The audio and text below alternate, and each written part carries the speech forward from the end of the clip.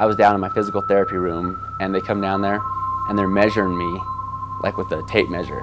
And it was like almost you're getting like measured for a casket, you know, or something, because it was just getting fitted for a wheelchair, and I was like, holy crap, like, you know, it was horrible to hear. It's been a learning experience for me, my family, my friends. It's almost like it's my responsibility to keep working hard, to keep using my situation to show that there are something, you know, things to be hopeful for.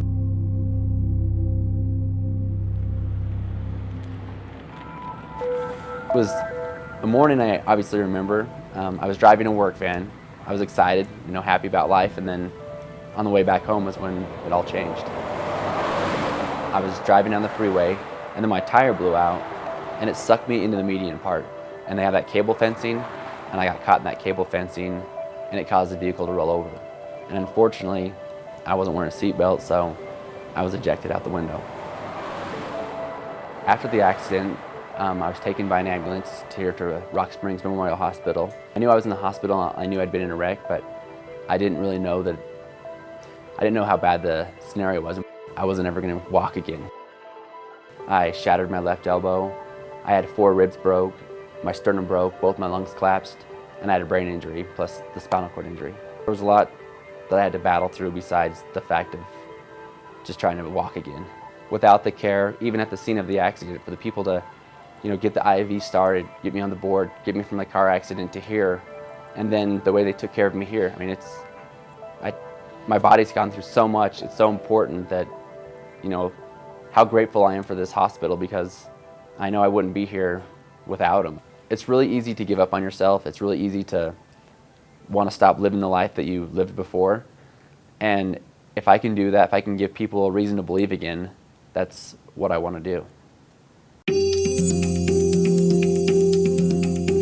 I saw this advertisement come out, and it was regarding a guy, and he got implanted with this epidural stimulator, which is just a stimulator on the lower part of the spinal cord. But when it was turned on, it was stimulating the spinal cord, and it allowed him to start moving his legs, his toes, his ankles, and that would increase his blood flow, his circulation. It would bring back muscle mass.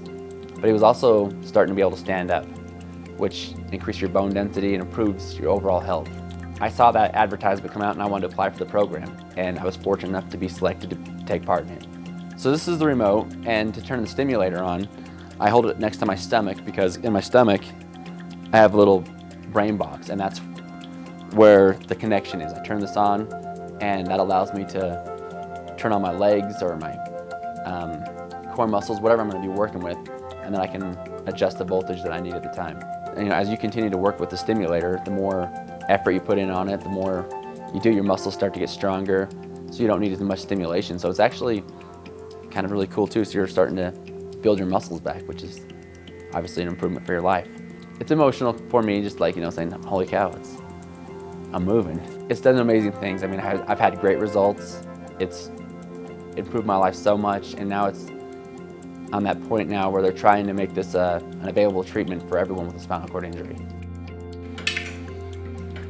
I obviously want to see this treatment be available for everyone, so, you know, everyone's life is improving, and then when we get to that point, you know, I'd like to go back in, and of course I'd like to walk again, but it's going to take, you know, stepping stones, and I think it's important that, you know, we all do it together. I obviously enjoy my life, and I really enjoy trying to, you know, better other people's lives, because I know how difficult it can be. And like I said, not only for myself, but for my family, my friends, the people around you. You know, everyone's affected by what happens. So that's where I get a lot of drive from today, is trying to, you know, change the world.